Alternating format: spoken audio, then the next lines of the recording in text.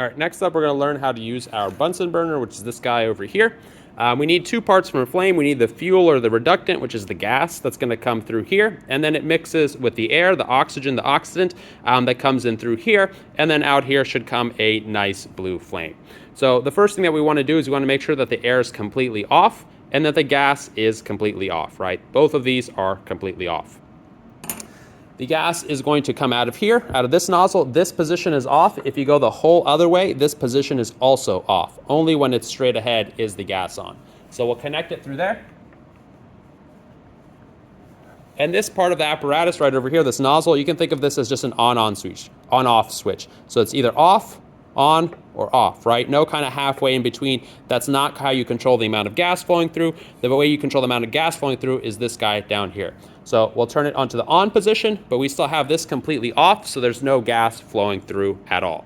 Now, what we're gonna do in order to make sure that this is very safe and that we don't have a huge fireball shoot out, light our hair or face on fire, is that we're just barely gonna turn on the gas. So you'll just notice me just do like a little, the tiniest amount that you possibly can, just a little quarter turn, something like that, right? That's a very small amount of gas going through.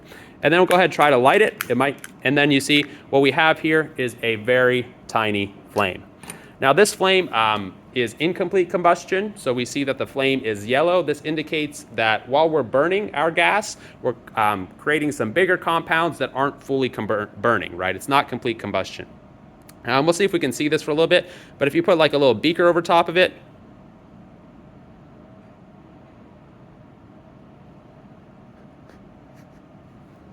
let it cool down, and then what you can do is you can wipe away the soot, right? You see this kind of little black stuff that's left on my finger? That's from the incomplete combustion.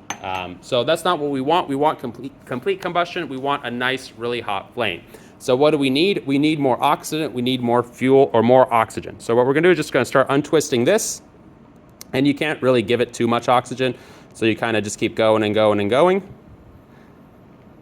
until you see 2 flames, right? You see the outer duller flame and then this inner kind of more vibrant flame. After this, you can then adjust your flame. If you need a bigger flame, you can give it more gas and more air and adjust to your needs. But again, we want to start with both of these positions completely off. Just turn this open about a quarter turn, light it, get a small yellow flame, and then open up the gas and open up the air and adjust the gas as needed to get this nice flame right here.